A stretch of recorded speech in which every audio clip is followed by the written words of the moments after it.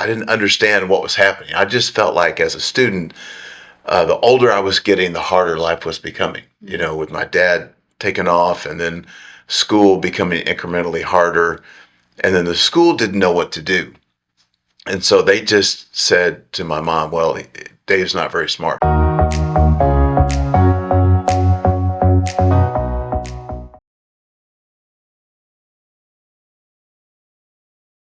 Hey Dave, Hey, how are Beaulah. you? How are you? I'm good. I'm glad to be here today. Thank you so much. Welcome to Navigating Life. I'm glad to be a part of this. Thank you for including me in it. It's my pleasure. Please tell us a little bit about yourself. Like, what do you do? Well, I currently am the discipleship pastor at Church Project here in the Woodlands, and I've been there for about 9 years. And prior to that, I spent 2 decades on the road as a traveling speaker. I spoke at all different venues, colleges, camps, churches, conferences, corporate stuff. And that was really that was my dream early on, was to travel and to speak. And from the time I was 16, that's really what I wanted to do. So, Dave, I know you've been through a very challenging phase as a young child, and you were labeled. So, can you talk a little bit about that, please? I grew up in a broken home. My parents got divorced when I was 5, and my dad took off right before you start middle school. I got to about 5th, 6th grade, and I really started to struggle in class. And I didn't know, no one really knew why. All I knew, it was just difficult for me to, it was difficult for me to read, difficult for me to retain the information. And I remember, like, I would freeze up on tests. I remember looking down the road, all my friends who had just zoomed through these tests, and I thought I was going to have to get through school by praying that prayer. The prayer, "God, give me good insight and let me sit by somebody smart." And I thought, man, I'm just going to cheat my way through school. And so I didn't understand what was happening. I just felt like as a student, the older I was getting, the harder life was becoming. With my dad taking off, and then school becoming incrementally harder, and then the school didn't know what to do. And so they just said to my mom, "Well, Dave's not very smart. He's a slow learner. He doesn't really get it." And so I got labeled early on. And this is one of the things that I think is good to talk about on your show, is the power of labels, is that people at different stages of their life get labeled as something by somebody else. And so, especially when you're a kid and you get labeled by adults. And so all the experts said, "Well, Dave's not smart." I'm like, well, these people have degrees. They must know, and they must be right. And I think you probably have some listeners who in their lifetime have been labeled as too wild, or not smart enough, or not pretty enough, or the one that grew up in a family in the shadow of uber successful older brothers and sisters. And you get a label stuck on you. And when you're that age, you don't really know enough to challenge those labels. So what a lot of people do is they live up to the labels. They go, well, if this is the way people see me, then that's the way I'm going to live. Yeah. And this is how you end up with students that get in trouble, because they get labeled and they start to live up to those labels. And so what began to happen with me in terms of traveling and speaking was I found that the open door for me into high schools was to talk about those labels, was to say to students, you should challenge the ways that people have labeled you, even good ways. Like I sat with a guy who was the smartest guy in his high school. I was at a school, and he said, I had the highest GPA of everybody in my high school. And he said, I'm afraid if I let anybody see my struggles, they're all going to think less of me. Well, in some way, although that label is good, okay, you're the smartest guy, but that label had locked him down. Yeah. He had been locked up by the label, and it prohibited him from reaching out and asking for help in different areas of his life. And so I think everyone has to be able to say, and this is one of the things I've said to people, is that you're not your labels. Yeah. You're not your greatest disappointment. Some adults define themselves by their greatest disappointment. They say, well, I went through a divorce, and so they define their whole life by that, or I got fired, and they define their whole life by it, or I lost one of my parents, and it was too soon, and how could this happen? And then they define their whole life around their greatest disappointment. And so I think for all this, everyone has to step back and say, I went through this disappointment, but I'm not that disappointment, Yeah. right? This thing happened to me, but it's not me. Correct. You know, one of my talks, you probably heard me give, I talked about that there's a difference between your condition and your position, right? We all go through conditions that aren't great. Sometimes they're messy, they're imperfect, they're stressful, they're full of tension and drama. But our position, who we are, this is where the role of knowing who you are spiritually and knowing and having a deep connection to a living, loving God, because it's that position that enables us to move through our condition. And so I think it's a powerful thing to help people to challenge their labels. Yeah. And to not define themselves by their greatest disappointment. Our history, in other words, is not our destiny. I love that. I love that. Thank you for sharing that. Dave, with your dyslexia, I know in my research I found there are like different kinds of dyslexia. Right. So what kind were you diagnosed with? So they, in previously I talked about me struggling in school, and one of my mom was a teacher, and one of her teacher friends was doing her PhD work in dyslexia. And she said, well, Dave's not a slow learner. He has dyslexia. And so what had happened to me in school was when I couldn't do the work, they pulled me out of a normal school and they put me into a slow learner school. So there's a lot of kids with behavioral problems, and I was sitting in this class. I'm like, I know I'm not these people. Maybe I'm here because I'm supposed to be the leader of them. I don't really know. Maybe I'm supposed to be in charge. Hey, that's a positive way. That was awesome. Even as a young person, you had that attitude. Right? And so they discovered it was dyslexia. And dyslexia, for me, it was letters. So the E's look like threes, and lowercase b's look like D's. So when I would look at a page, all the letters were backwards or upside down. And so it makes it difficult to do anything, really. It was difficult for me to read. It was difficult for me to write. When they found out that I had dyslexia, they took me out of this. It was this school with kids with behavioral problems and all kinds of. I just did not belong there. That was not where I belonged. And my mom got me into a Christian school, and it was Christian school that where I had a second chance at academics, because in the other school I was just kind of put off in the corner, and there wasn't any treatment for it. Now there's treatment for it. There's glasses, and there's filters, and there's papers, and there's exercises, and there's all types of things there's coping mechanisms and curing mechanisms. And for anybody who's watching, there's a great book called The Gift of Dyslexia. Okay. And this writer talks about how, although for someone who has difficulty reading, it forces you to be more creative. So this is why there's a number of actors and musicians who are dyslexic. And it's because they excel in the area of creativity. It forces you to take another path to get to the same end. So this is one of the things I was feeling in class.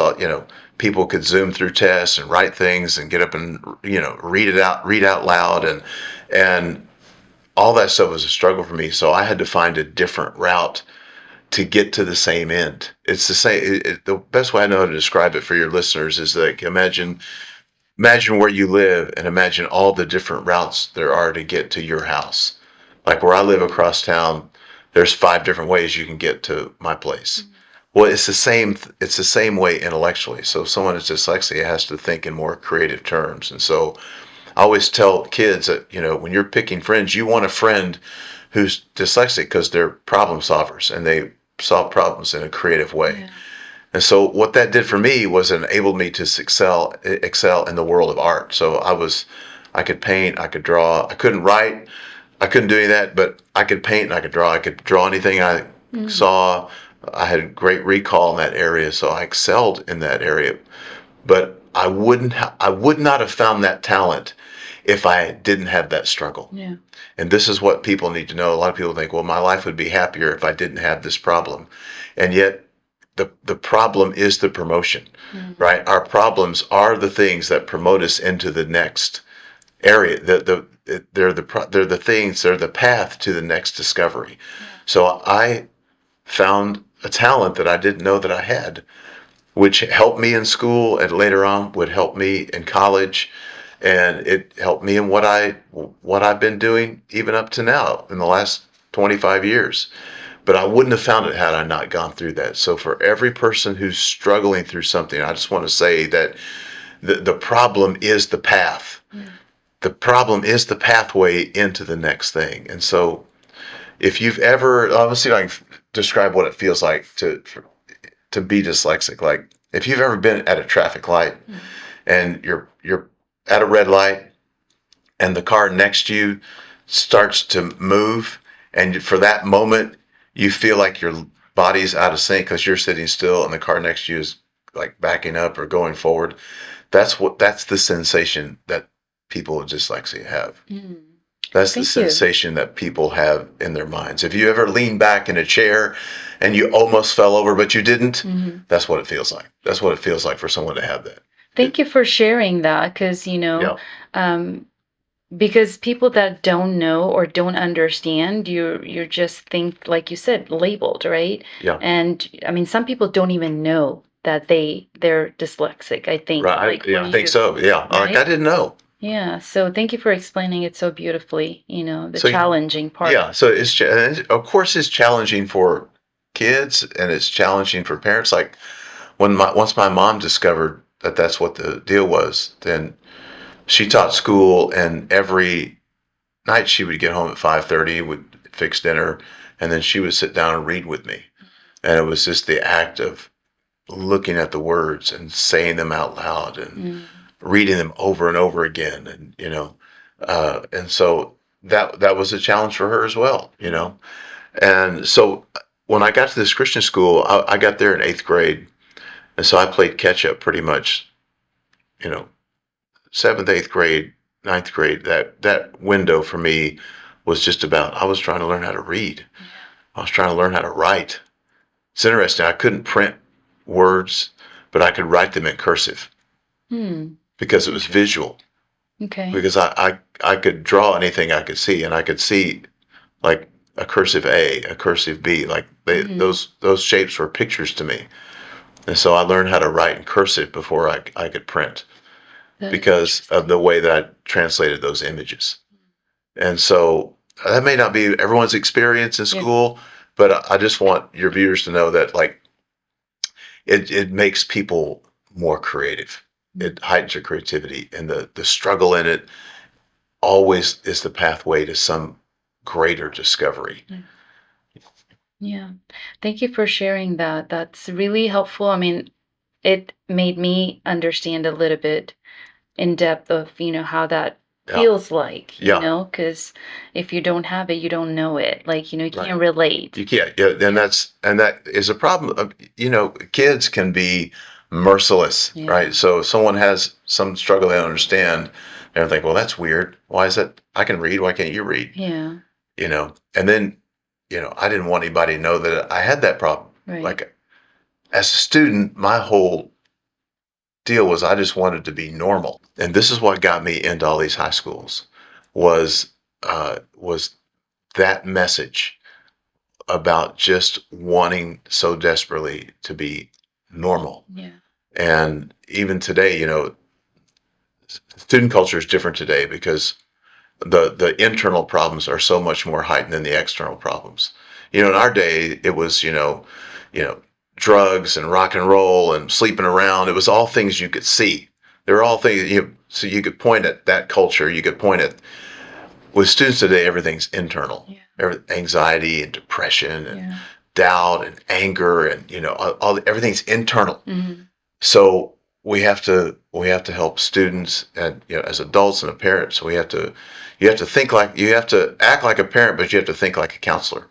And like for me, I have to be a speaker. I'm a speaker, but I'm also a counselor when I'm up there, because people are in students are in a different headspace, and people are in a different headspace with being easily triggered by everything. That's a headspace, right? That's not something you can point at. That's something that goes on internally.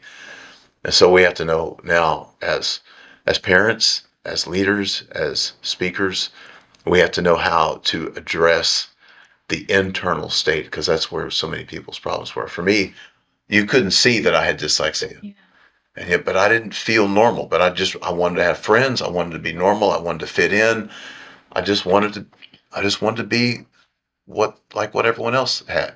Yeah, That was my quest, I wouldn't have known, right? right? Until we talked about it. I'm like, what? Because you write books, Right. you So, write stuff for the church. And I mean, I'm like, wait a minute, I didn't know this side of you. you're So right. the struggles, all of us struggle. Like we have different battles that, we're fighting. So, having that, listening ear is Yeah. good. Like, Yeah. you were talking about being that adult, be there for someone. It could be a teenager, it could be another adult. Um, I feel like those internal, like mental health kind of Right. issues, um, being there for someone, saying, "Hey, how are you doing?" Simple thing, and just being there for that person can really impact their lives, I feel. I think that's what made the difference for me in high school was that I was going to a Christian school, so I had teachers who would pray with me before an assignment, who would speak life into me and go, "No, you can do this." I just had to have some outside voices Yeah. who believed in me more than I believed in myself. That's the power of parenthood. That's the power of mentoring somebody, even if you're mentoring someone in your same life stage. The power of encouragement and the power of words, Yeah. and telling someone that they're going to make it through this season, that they can do it, that they got it within them. Like a lot of what I do now is spotting the gifts that are inside of other people and calling those gifts out and saying, you can lead like this. You have it in you to do this. Yeah. As a dyslexic, my greatest fears were reading in public, writing, and speaking. And I spent the last 25 years doing those three things: reading in public, speaking in public, and writing. The three things I thought I could never do. And I always tell people that whatever you think can is going to limit you can never limit the work of God in your life. So our limitations aren't our limitations. So if you would have asked me at the way back then, could you imagine you'd ever be a writer? And I would have said no. I would have thought I could barely write a paragraph and get up and read it without breaking into a sweat. I was terrified. Yeah. And yet, in my lifetime, I've spoken in 2,500 different venues all over the world, in corporations and churches and colleges and all different places. I've been in 1,500 high schools, 1,500 middle schools in my lifetime. And so what happened out of all that was that really my life message to students and really to everybody was really, when you talk about like, what do you have a motto? I can't say I have a motto, but I do have some axioms that I live by. Okay. And they are that things change, that things always change. And I think a lot of people get into a place where they get into a stage of life and they think that stage of life is permanent. And this is especially true with kids. They can't see around the corner. They can't see beyond the moment. But neither can a lot of adults. A lot of adults think this is the way it's always going to be. And in schools and corporations, one of the things I always talk about is that things change. And we're more aware of it in our culture today, how quickly things have changed, in many ways for the worst. But they are changing. And so I always say things change. And what I want to do, how I want that to help people, is to realize that you don't want to make a permanent decision while you're living in a temporary circumstance. And this is what happens to a lot of people, is they think, oh, this is never going to change, so I'm just going to drink until I black out. And now they're making a decision that's going to have lasting impacts beyond that season, because it's a season.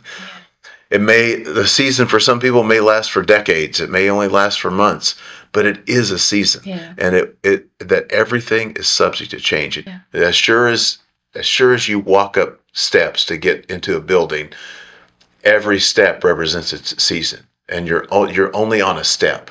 There's another step after this. It's just a step. And as sure as the step you're on, there's one more ahead of it. This is why the Old Testament says the steps of a man are ordered by the Lord. Their steps. Everything is subject to change. Yeah. And then the second thing I say is that things change by the choices that we make. That they change by the choices that we make. And for me, I had to make a choice. So when I got a second chance in school, I could have either lived up to my label, or I could have said, okay, I have a chance to make a choice. And so one of my axioms in the world of choice is that things change by the choices that we make. Things change, yes, they change by the choice that we make. Yeah. That's true in every dimension of life, that we have to make choices that align our life with the things that we want to see change. So things don't change because we just wish they will, Yeah. or hope they will.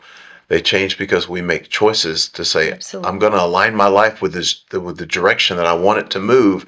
I'm going to get a mentor. I'm going to get out of debt. I'm going to change my diet. I'm going to go work out more. I'm going to make some choices that put my life on the trajectory that I want to move. A lot of people say, well, once I get there, I'm going to do it. If you wait to get there, you'll never get there. And then two, when you get there, you still won't do it. Yeah. And so I think when you think about making holistic choices in life, like I work out 5 days a week. I do something. I walk. I do cardio. I do something to keep my mind clear, my body alive, and I watch what I eat. I eat clean. I eliminate anything. Basically, my diet is anything that's delicious. I can't have it, and that's pretty much the principle. And I eat to live. That's it. And I don't live to eat. And so we have to, things change. That's right. They change by the choices that we make. So we have to make choices at every level of our life. If you think of your life as a circumference, then everything that moves in that circumference moves by the choices that we make. Yeah. And so I think it's good for your listeners to say, okay, when I think about the totality of my choices, are my choices good, and are they moving me in the direction that I want to go? Right? No one loses weight that just keeps eating the same stuff over and over. You have to make some choice. You have to align yourself with the direction that you want to move. So I had to take a different path to get to the same end. I had to take the same test that my friends took, but I had a different way of processing. I had a different way of memorizing. I had a different way of understanding. And so that the high school for me was a season of strategic choices. Yeah. I made choices about reading and about writing and about facing my own fears and facing my own weaknesses. And what that did was that got me a scholarship, a full 4-year academic scholarship to a school in Oklahoma City. That's awesome. What helped you to navigate these challenging, phases in your life with, broken home and being dyslexic and all that? So what helped you? If you had met the 5th grade me, you would have never thought that. But my point to people is that things change. Absolutely. I'm not the 5th grade me anymore. Yeah. Things change, but they change by the choices I make. I didn't get there. It wasn't a mystery. I didn't magically end up there. I had to make a lot of little choices along the way. And so for life is a series of incremental small choices that create momentum in our life, that move us to a desired end. And that's how we have to think about it. And so I got to college, and it was a different day. The work was easier. I had friends. I had a job. I was waiting tables and I was carrying 18 hours, a semester at school. I loved doing it. It was easier for me. I enjoyed it, and I was learning how to put concepts together and all those things. And so, but you did the hard work. I did the hard work to get there, to That's be right. there. So Right. people don't Yes. understand that or see that. And I appreciate you saying that, because life is never constant. That's right. It's just not. Never constant. That It's is so true, changing, Beaulah. But It's ever changing. But when we're in the struggle, in the storm, in that phase, when it's hard, that's when you make the choice. That's right. And what choice you make in that place changes the trajectory Yeah. of where you'll end up. And I love That's that you put it so beautifully. Thank you so much for saying that. So, if you're going through something, dyslexia or any whatever it challenge, is. you know, it's hard, like, this is the point of this podcast, is right, like when we bring guests on and they share their story, there's always hope. There's always light at the end of the tunnel. Like, if you're in it right now, just hang in there, make good choices, and remember, it's not the end, and wherever you are, it will change. It may take longer than the other person, but it will change. So hang in there, okay? Um, Dave, dyslexia was not the only thing that you were struggling as a young person, Right.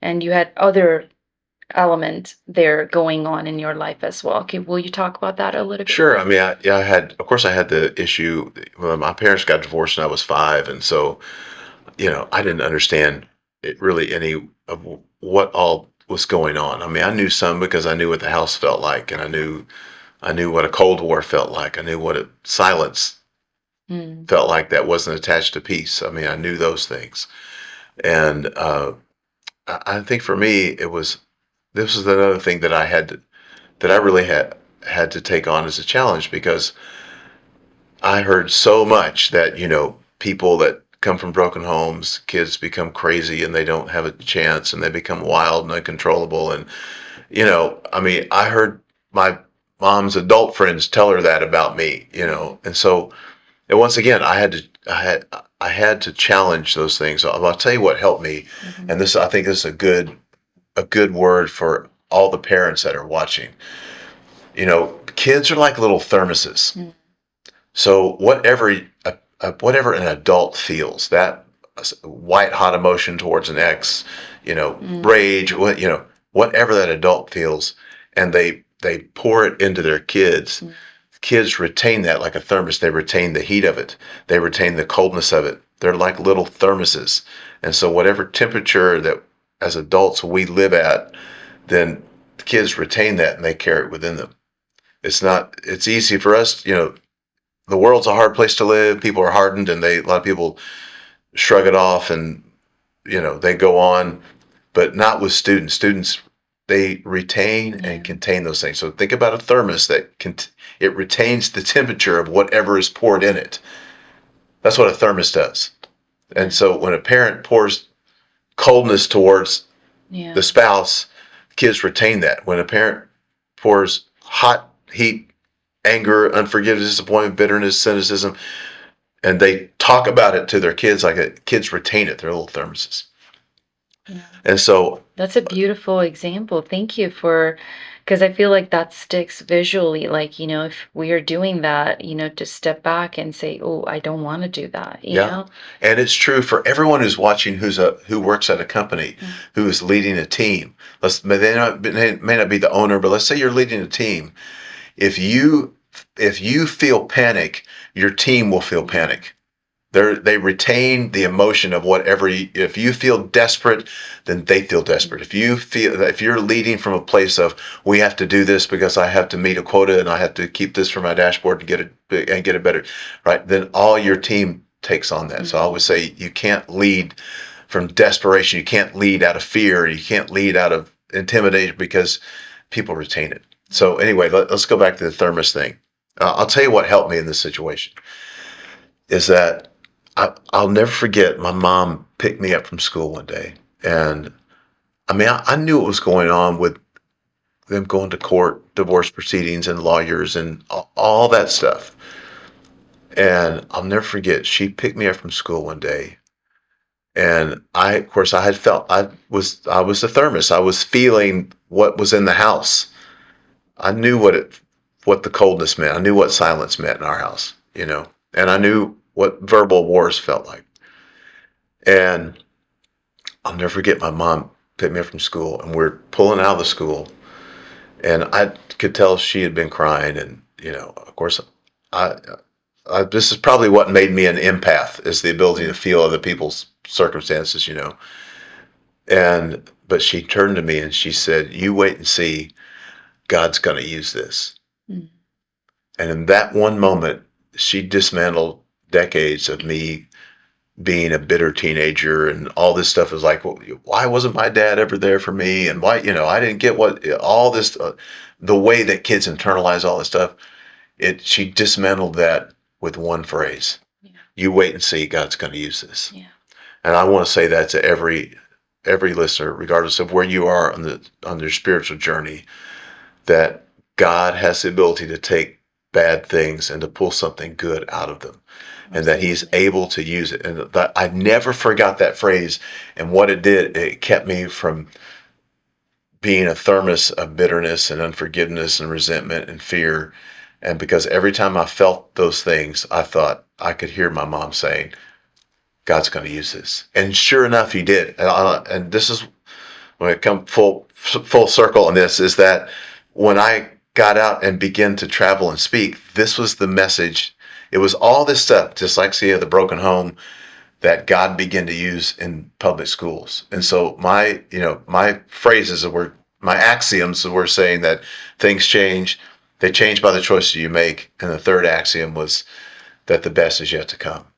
That you can't see it from where you are right now, but there is something around the corner. And I would say to students, and I would say to adults, maybe you can't see it from where you sit at your dining room table. It doesn't look like it. Maybe you can't see it for the way your kids are living right now, but the best is yet to come. It always is. There's always good things in the future. There's always a new open door. There's always another opportunity. Would you please share with us on what are some self-care practices? How do you balance your work and life? Great. And not get burned out? Yes. So like, as you can imagine, like once everything opened up, like I took everything that came my way. So I went through a lot of seasons of burnout. Like I would go really, really hard and then I would crash. And that went on for a number of years and I had a few where I thought, I didn't think I was going to come back from it. I was just burnt out.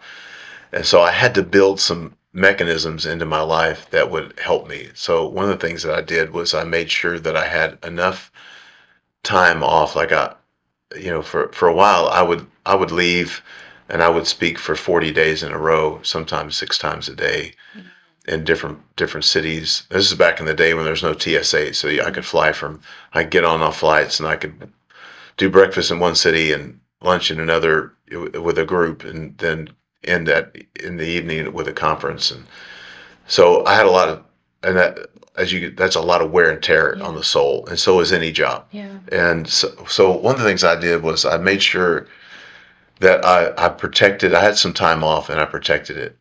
And so now I normally have a day off and I protect that day. I'm pretty rigorous about it. I don't schedule anything. I don't make any phone calls. Like if you have a day off, you should fight for it to be your real day off. You don't try to get a little work in. It needs to be your day off.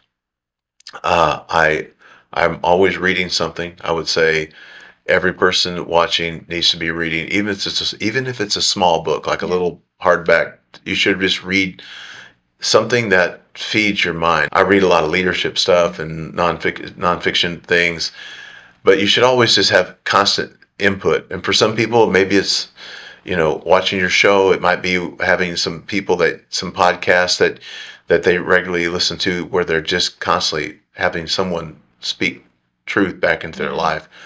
So I fight for my days off. I read. I fight to have enough sleep. Like I could go a lot. I could work really, really hard and I'd be happy doing it. And I would give up sleep and it wouldn't really bother me until it would affect me later. So I have to make sure like I'm in bed at a certain time each night, and then I have, if I can sleep 6 hours, for me, 6 to 8 hours, that's good. And then I eat clean.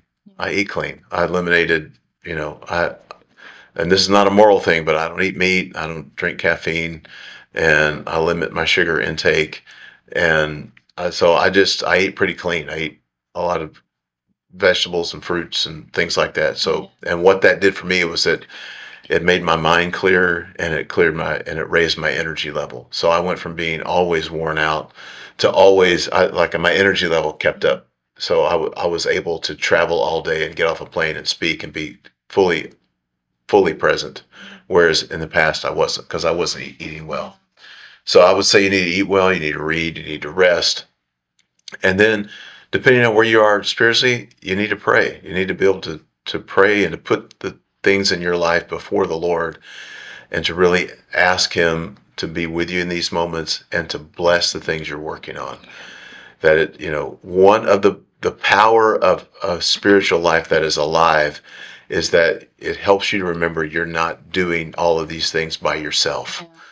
That there is a God who is benevolent, who loves us, who wants to be involved and intervene in our behalf in our life. And so prayer reminds us that we're not doing this by ourselves. And then, I have two mentors.